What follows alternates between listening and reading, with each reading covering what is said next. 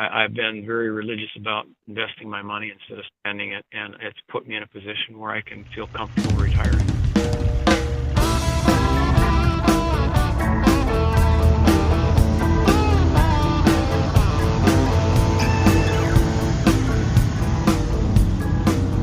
Hey everybody, Todd Dills here with the Overdrive Radio podcast edition for September 9th, 2024. We'll hear more today from part 2 of our talk with August Trucker of the Month, Alan Kitzhaber, and a good bit about the subject you heard him addressing in brief at the top, namely investing for retirement. He's nearing the end of a nearly 35-year run of consistently putting aside 15 to 20% of his income, qualified retirement, and other accounts to the point that he's nearly gotten to where he truly wants to go. That's retirement. Setting out on a variety of projects, including building a house in his property in Eau Claire, Wisconsin, pursuit of photography and videography hobbies, taxidermy, and more. As you heard in the prior podcast last week, some of you earlier when Kitzhaber achieved a significant milestone in May this year, he's passed 4 million miles behind the wheel of a single cat-powered truck, his 1995 Oak Ridge Transport Kenworth T600, pulling since 2010 for a single shipper. As is sometimes the case in the profiles that we write of our Truck of the Year contenders, that shipper, the Midwest home improvement chain Menards, headquartered nearby to owner-operator Kitzhaber in Eau Claire. Menards was a little slow in getting back to us fully after I spoke briefly to their transportation manager, John Smidley, in the run-up to writing the Trucker of the Month story about Alan. Yet respond they did, with Smidley and company penning a bit of a tribute to their long-running partner in Alan Kitzhaber in Oak Ridge Transport. What follows is Smidley's testament to Kitzhaber's success. Here we go. Alan Kitzhaber began his driving career with Menard Incorporated as an owner-operator under the company name Oak Ridge Transport. Kitzhaber did his homework researching the opportunity as an owner-operator before signing on to work with Menards and believed it would be financially beneficial. And it has been. He logged his first trip on November 10th, 2010. In the nearly 14 years since that first load, Alan has safely logged 1,852,059 miles and counting, providing service to Menards. He's enjoyed delivering loads to the Menards retail stores and to the Menards distribution centers throughout the Midwest, where he's now well acquainted with Menards team members at the stores and DCs, as well as within the Eau Claire Transportation Department, where he considers that team part of his family. One of the features that makes working with Menards attractive to the owner-operator is the drop and hook pickups and deliveries, ensuring that he is keeping his wheels moving and avoiding downtime. Alan also enjoys that serving locations in the Midwest allows him to be home often, maintaining a good work-life balance. Quote, "It's close to home, and I soon discovered you made more money with consistent freight," Alan has shared. "It was certainly a pleasant surprise," he added. His dedicated commitment to safety, reliability, and communication have made him a valued team player within the Menards owner-operator program. His flexibility and abilities as a problem solver have served him well in that capacity, and he looks forward to continuing his successful driving career in the future. So, we'll hear more from Kitzhaber directly about the importance of that partnership later in the podcast for sure. But after the break, first off, his approach to business analysis and maintenance, both of which are absolute linchpins in his successful shepherding of his equipment through 4 million plus miles of profitable hauling. So keep tuned. Oh, the weather outside is frightful. Wait, what? It may not be now, but we all know what's coming, and it's not too soon to prepare your engine for colder weather. Get your fuel treatment regimen started now so when the big chill starts, you'll not only be protected against gelling, you'll also lubricate your fuel, prevent deposits, and remove water, all without adding any harmful solvents or alcohol. Visit houseproducts.com.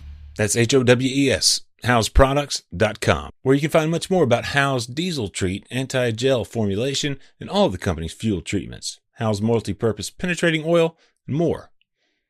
Here's Alan Kitzhaber, laying out more about his calculations through the years, which he used to make the determination that, well, sticking with his 1995 Kenworth T600 now for 4 million plus miles was the most cost-effective choice for the profitability of his business.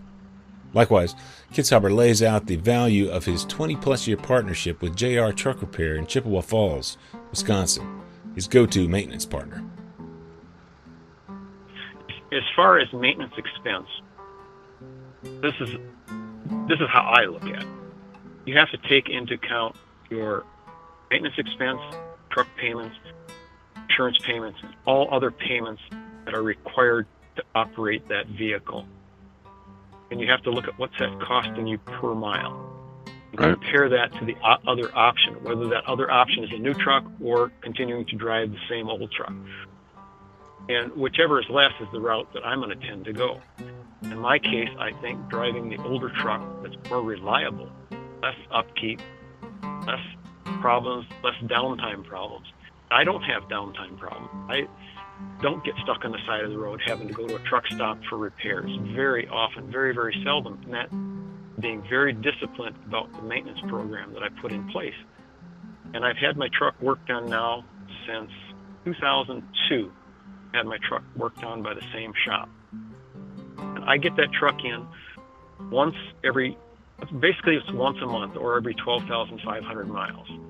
I get it in and have it checked over, grease the driveline, the steering column, just look the truck over to see if they can find things. I can't tell you the number of times that they found little things here or there that if I hadn't done this, would have left me sitting on the side of the road or sitting in a way station someplace having to have road service come out and work on my truck, which I absolutely hate being broken down while I'm on the road because it's a big, big loss. How do you get back the downtime that you had? How do you get back that fine that you're going to get? Or the additional expense of having road service come out and work on your truck? All of those things get extremely expensive. It's much, much cheaper to be proactive and get in front of that. Get that taken care of before you hit the road. So that when you're on the road, you feel confident that you're not going to have breakdown. And I've done really, really well with that, knock on wood. But that's the big thing right there, is just being extremely, extremely proactive with maintenance. And have something that's getting worn out. The other thing I do too is I replace certain components based on time, not on wait until they fail kind of thing. I've talked to some guys about they ain't going to do anything until it fails. Even if it's in Timbuktu, Tennessee, where there isn't maybe I should say Timbuktu, Montana, where there isn't a service shop, maybe it's 100 miles away. And what's the name of your shop? Well, where is it? Originally, it was JR Manufacturing and Truck Repair, and the new owner called it JR Truck Repair and Manufacturing, just to keep the two separate. But it's in Chippewa Falls, Wisconsin. I've been having my truck worked on there since April of 2002. I had my truck work done by Millis Transfer at their shop originally when I became an operator. And that worked out for a while, but I wanted to have my truck a little closer to home. And this shop is 5 miles from the house. That worked out really well. I tried having it worked on at the Kenworth dealership. I did that for a couple of years. Problem with that is that they're basically there to replace OEM parts. And if you have anything else out of the ordinary, any custom work or anything, they're just not set up for doing that. And when you go with an independent shop, depending on the shop, they're more in a position where they can do that. And he does a lot of custom welding, and he does sheet metal work, building storage boxes for trucks and trailers, and that sort of thing. So they're a little more well set up to handle those kind of things. Sometimes you have certain components on the truck that the OEM product may not be as good as something that they can manufacture themselves. And I've had that in a couple of instances where they've just manufactured a part, put it back in the truck, and better than what the OEM part will. But that doesn't happen too often. Part of what made owner-operator Alan Kitzhaber an absolutely top-notch Trucker of the Month candidate, likewise contributing to his longevity as an owner, is that diligence that you heard with respect to maintenance. That extends to bookkeeping and profit analysis too. He's been building his own profit and loss statements, closely analyzing his financial performance for decades. I've been keeping profit and loss statements in a spreadsheet for many years. And I actually learned a lot. I'm sure you know who Kevin Rutherford is. I've listened to a lot of his stuff, his program and so forth. And he put a sample profit and loss statement was in your magazine, I'm pretty sure. And I kind of use that as a guide to how I put together my profit and loss statement. And I've been keeping, I'd have to go back and look, see how many years I've been doing it, but it's been a long, long time. And the fact that I was with Radio Shack selling computers and electronics and so forth, I was selling computers back in 1981. The very first personal computer was being sold, so I kind of got in on the ground floor, and so I got exposed to the software and the word processing, spreadsheet software sooner than most people did. So that has helped me, as well as just the experience of running a business, a retail business. You learn a lot there, which really applied, an awful lot of that applied to running a trucking business. A lot of it. Just simple common sense. And I think that's the biggest problem most owner operators have, is you got to run it like a business, not a hobby. Yep.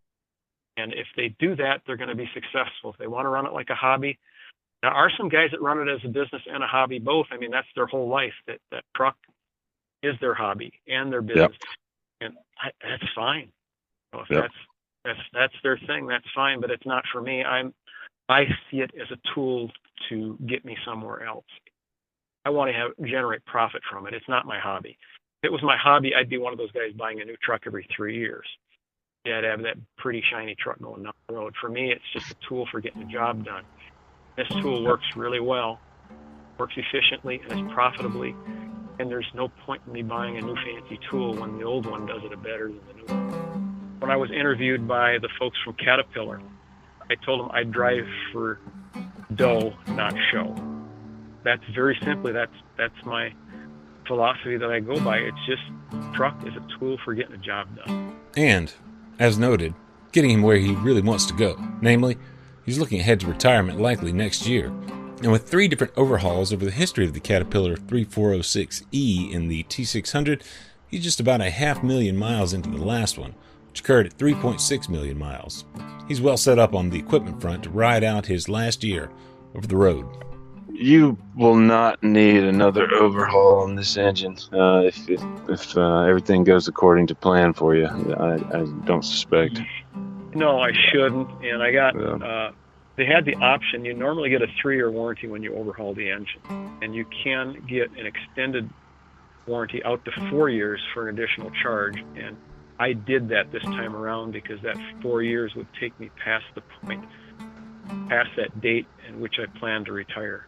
So that way I'm covered under warranty up to that point, which financially made a lot of sense. How much longer do you plan to stick it out for? Well, come January, I will have driven the same truck for 30 years, and in March, I will have been a driver or a truck driver for 34 years. So those are all even numbers, and that seems like a good timeline for me to wrap it up. I don't think Mike has to worry about me breaking his record. Owner-operator Kitzhaber is there referring to recently retired Mike Mustang Crawford, who ended his final trip in his own 1994 Freightliner Classic with well more than 4,159,910 miles behind him.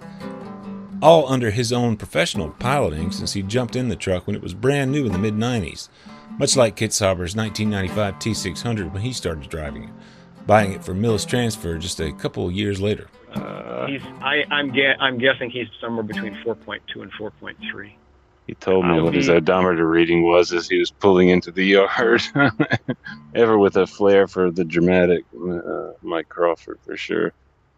I'll be probably, come March of next year, I should be right around 4.1 million. Yeah. Which, if I wanted to try and beat Mike's record, I'd have to drive for another year. If there was a big pot of gold at the end of that rainbow, then I could think about that, but it's all I see is bragging rights. And right, yeah. I'd rather be retired. I got a lot of stuff that I want to do when I retire. My biggest project is I have 40 acres of wooded land. It's near a lake that I plan on building a house on. Okay. That's probably the biggest project.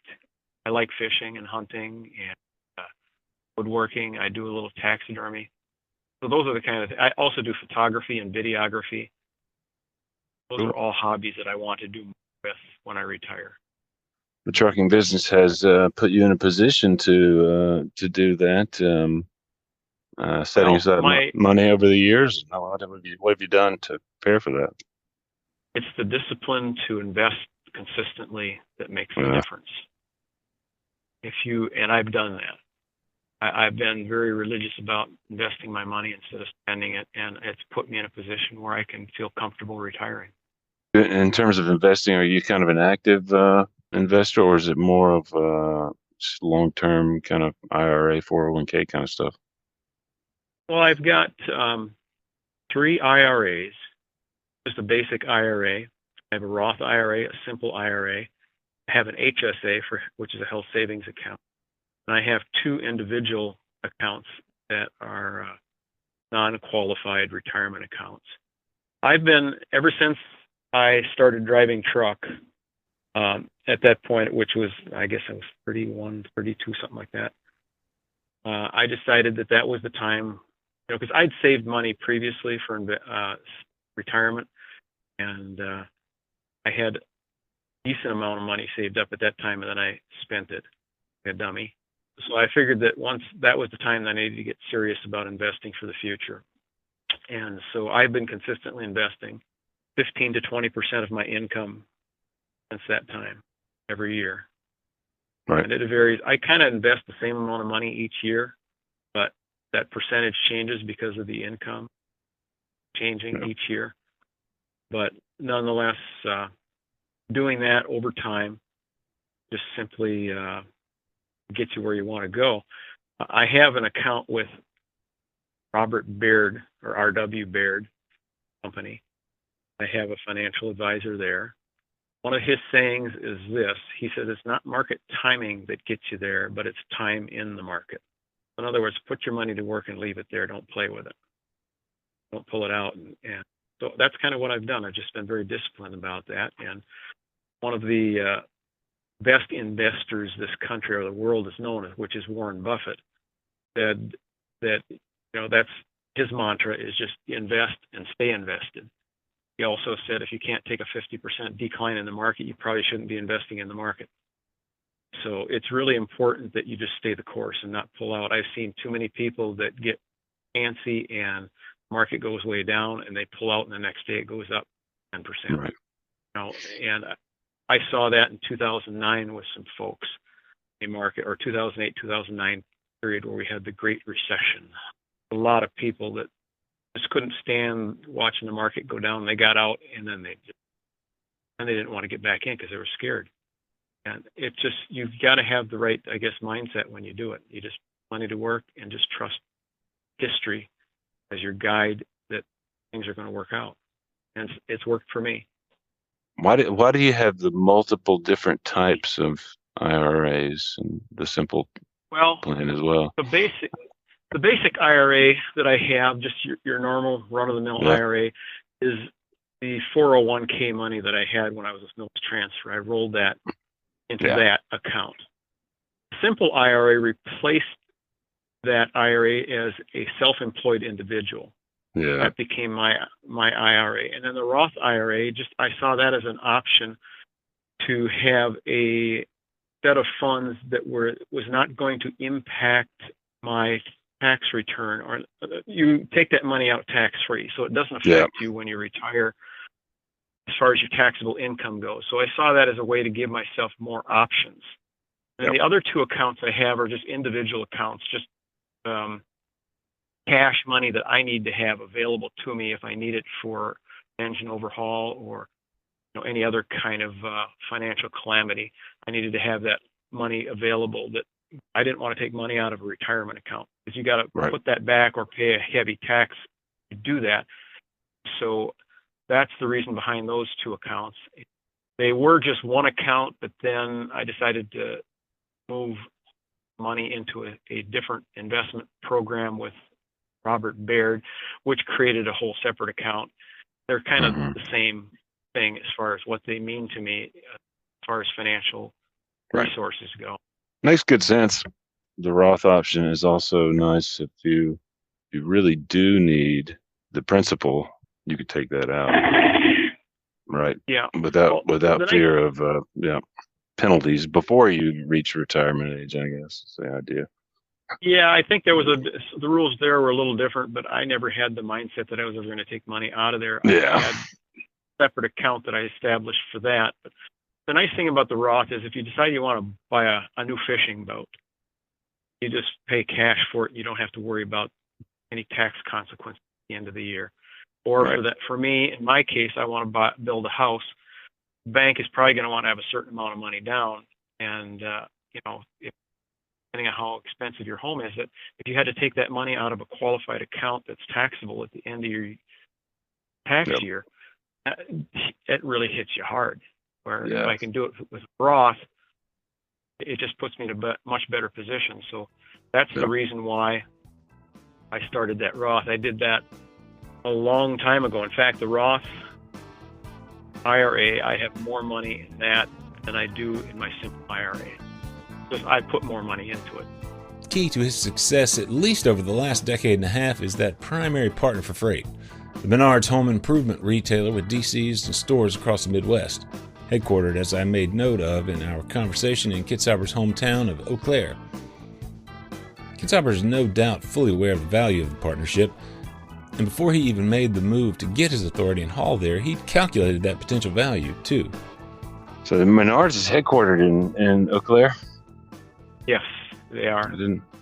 It's nice to have had that right close to home there, and was that a hard contract to get into, I guess? No, they have a business model there where what they were doing previously is they were farming out. They have some of their own company drivers that do a lot of the short stuff, like up to Minneapolis, St. Paul, and the shorter deliveries. But then they needed people that would do longer runs that would be overnight kind of stuff or difficult for a day cab driver to do. They would use other companies out there that had a fleet of trucks and depend on them to get the deliveries done. And from what I understood, that wasn't really working out too well. The reliability wasn't there.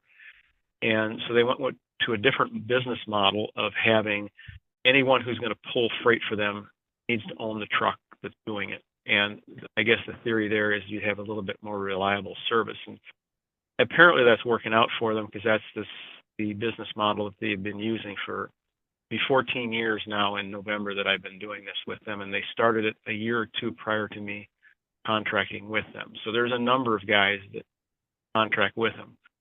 Right. So it's kind of an interesting way they do it, but it certainly seems to work out pretty good. I'm glad you've seen some success there, it sounds like, for sure. Well, one of the things that I like about it is, first, it's close to home.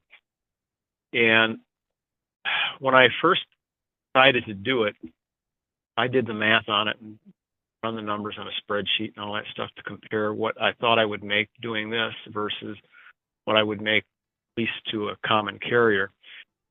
And it looked to me like I was going to take a little bit of a pay cut to contract with Menards, but the advantage is I'd be home on a regular basis, more consistent.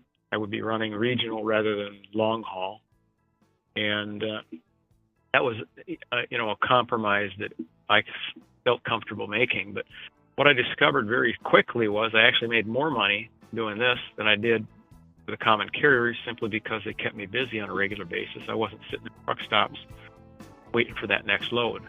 So that I didn't factor that in when I was doing my calculations, but certainly a pleasant surprise. The rest, as they say, is history, which you can delve into further in the prior podcast in this two-part series about August Trucker of the Month, Alan Kitzhaber. Likewise, Overdrive's feature story about the owner-operator. I'll post a link to both you can find in the show notes wherever you're listening. Overdrive Radio is on Spotify and SoundCloud, Apple Podcasts, and YouTube. Overdrive's Facebook page, and any listening platform, really. Leave us a review there if you're enjoying these, and big thanks in advance for that. Kitzhaber's Trucker of the Month selection puts him in the running for our 2024 Trucker of the Year Award, sponsored by the fine folks at Bostrom Seating and Commercial Vehicle Group. There's just 2 more slots left for contenders before we begin the process of evaluating all 10 for the final award. The Trucker of the Year winner this year will receive a new Bostrom seat up to a $2,500 value. Likewise, a custom scale model replica of their tractor as trophy, and plenty bragging rights as Trucker of the Year through the next year. We'll recognize the winner at the Mid-America Trucking Show in March, too, so get your nominations in by the end of September at overdriveonline.com/toptrucker. Nominate your own owner-operator business or that of another deserving owner. That's overdriveonline.com/toptrucker. Here's a big thanks to Alan Kitzhaber for his time, and congrats on so many miles, profits, and a solid retirement plan.